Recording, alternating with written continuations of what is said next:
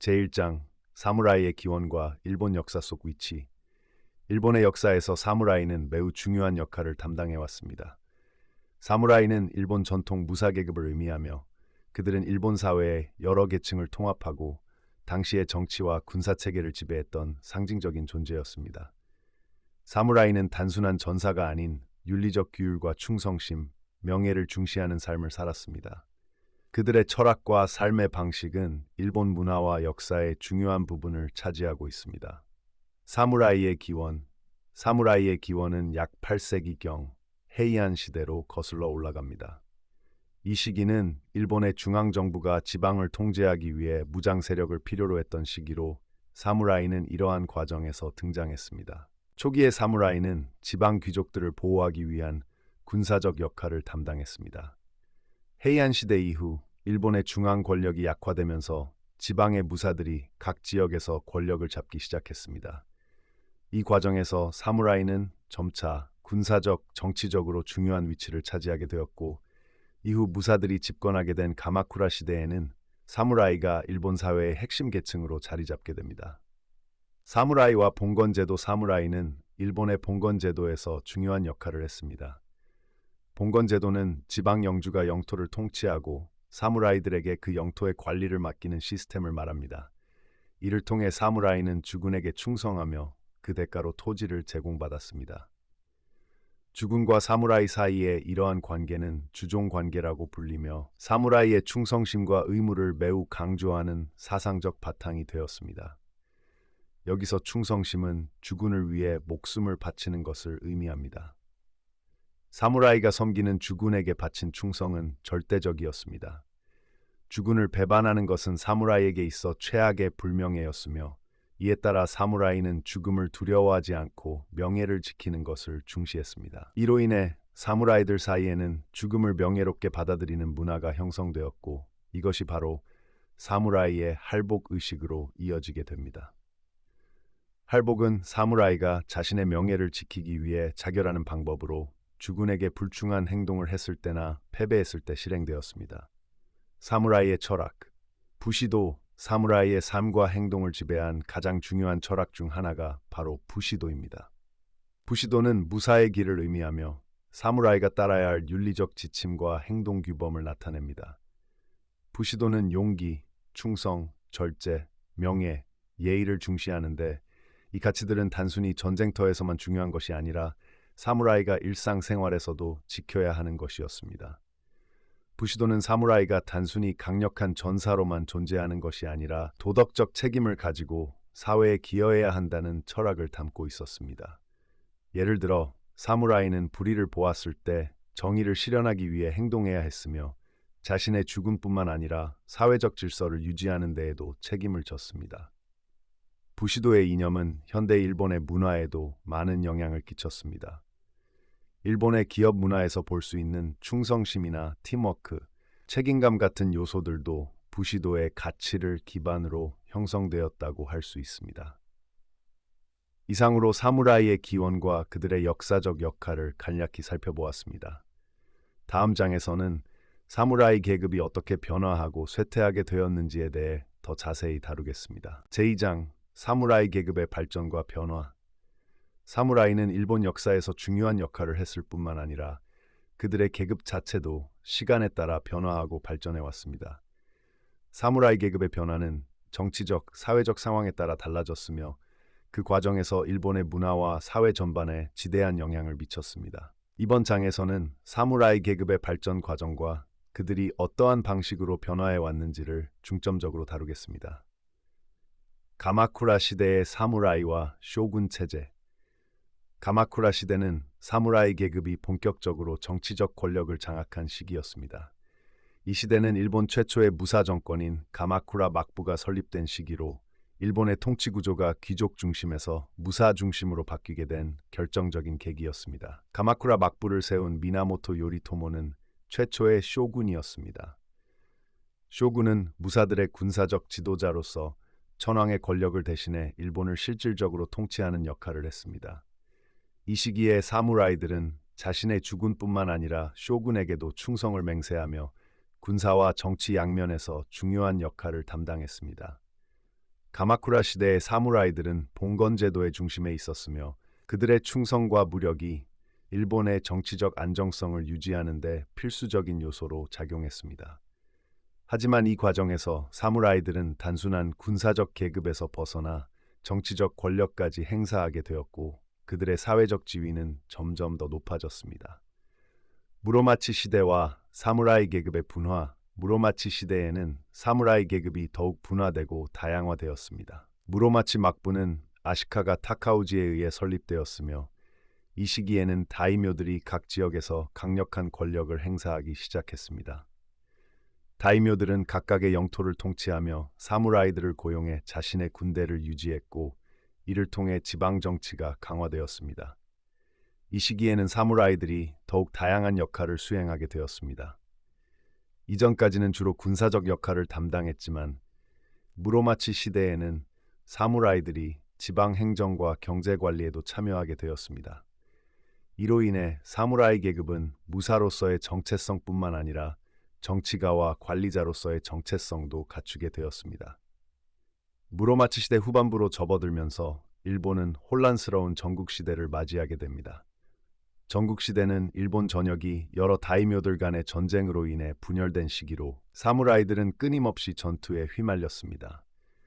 이 시기에 사무라이 계급은 더욱 세분화되었으며 각 다이묘의 권력에 따라 그들의 역할과 지위도 달라졌습니다. 전국시대의 사무라이와 전략가들.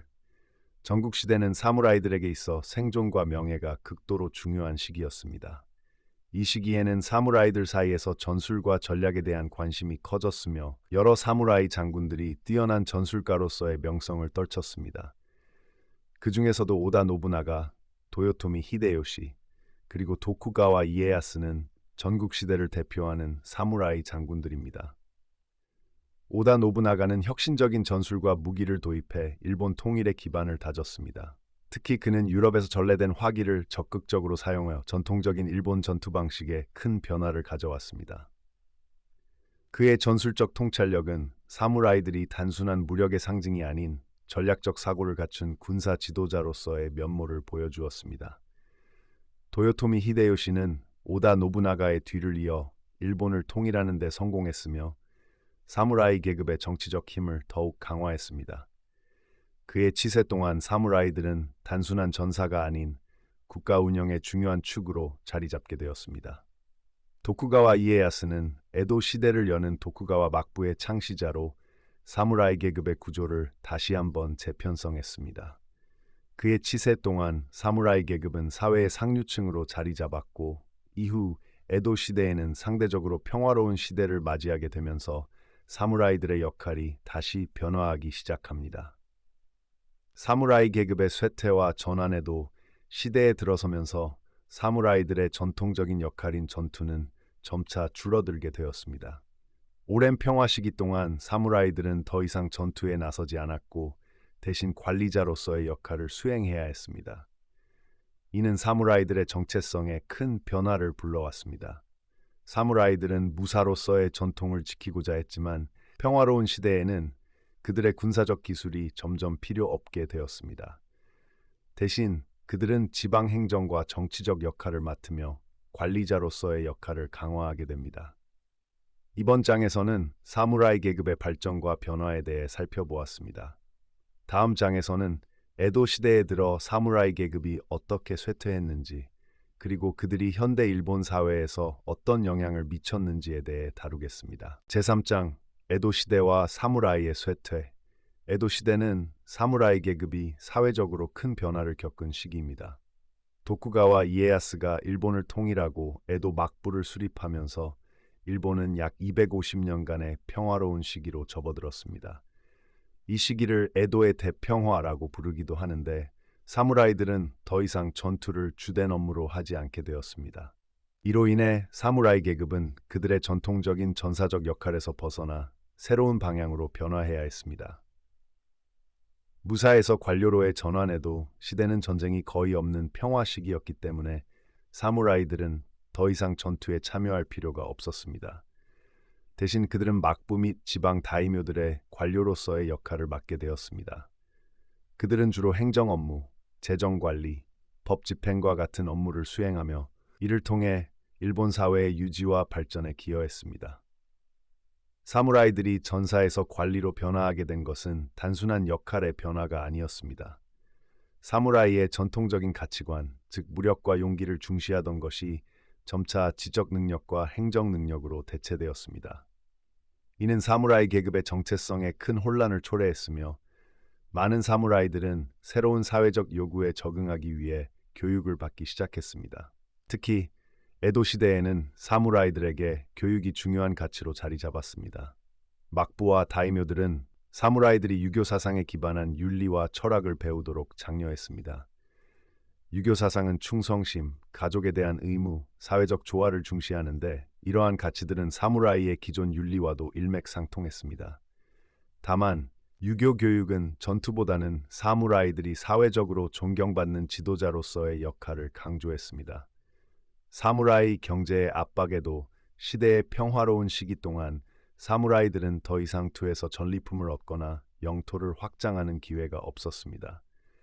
그들은 주군에게서 일정한 봉급을 받았으나 물가 상승과 경제적 변화로 인해 많은 사무라이들이 재정적 어려움을 겪기 시작했습니다.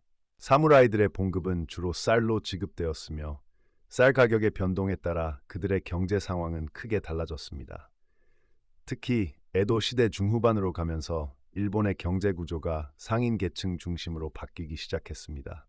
상인들은 점점 더 많은 부를 축적하면서 사회에서 중요한 경제적 계층으로 부상했지만 사무라이들은 여전히 고정된 봉급을 받는 관료계급으로 남아 있었습니다. 이로 인해 사무라이들은 경제적으로 상인 계층보다 열악한 상황에 처하게 되었고 일부 사무라이들은 부업을 하거나 심지어 상업에 뛰어드는 경우도 생겼습니다. 전통적으로 상업은 사무라이들이 경멸하던 직업이었기 때문에 이는 사무라이 정체성에 큰 혼란을 초래했습니다. 사무라이 정신과 할복의 쇠퇴에도 시대 중반에 접어들면서 전통적인 사무라이 정신인 부시도의 가치 또한 변화하기 시작했습니다. 전투에서 명예롭게 죽는 것, 즉 할복은 사무라이 정신의 중요한 부분이었으나 평화 시기 동안 이러한 의식은 점차 사라지기 시작했습니다. 에도 막부는 사무라이들의 불필요한 할복을 방지하기 위해 제도적으로 이를 억제하려 했습니다. 할복은 사무라이의 명예를 지키는 행위로 여겨졌지만 막부는 통치 질서를 유지하고자 이러한 극단적인 행위를 금지하는 방향으로 나아갔습니다. 대신 사무라이들은 더욱 실질적인 방식으로 그들의 명예를 지키고자 노력하게 되었으며 윤리적 행위와 사회적 책임을 중시하는 경향이 강해졌습니다. 서구 문물의 유입과 사무라이의 몰락에도 시대 말기에는 서양 문물이 일본에 유입되기 시작하면서 사무라이 계급은 큰 위기를 맞이하게 됩니다. 특히 1853년 미국의 페리 제독이 이끄는 함대가 일본을 개항시키면서 일본 사회는 큰 변화를 겪었습니다. 이로 인해 에도 막부의 권위가 흔들리기 시작했고 일본 사회 전반에 걸쳐 정치적 혼란이 가중되었습니다. 서양의 무기와 군사 기술은 사무라이들이 전통적으로 사용하던 무기들과 비교할 수 없을 정도로 강력했습니다. 사무라이의 전통적인 무기인 칼과 활은 서양의 화포와 총기 앞에서 점차 그 위력을 잃게 되었고 사무라이들은 더 이상 일본 군사력의 중심에 설 수 없었습니다. 사무라이 계급의 몰락, 서구 문물의 유입과 더불어 일본 내에서 개혁의 필요성이 커지면서 메이지 유신을 통해 일본은 근대화의 길로 나아가기 시작했습니다. 사무라이 계급은 더 이상 일본 사회의 주도적인 세력이 아니었으며 그들의 전통적인 역할은 근대 국가의 변화와 함께 사라지기 시작했습니다. 이번 장에서는 에도 시대 동안 사무라이 계급이 어떻게 쇠퇴하고 변화를 겪었는지를 살펴보았습니다. 다음 장에서는 메이지 유신 이후 사무라이 계급의 완전한 몰락과 그들이 현대 일본 사회에 미친 영향을 다루겠습니다.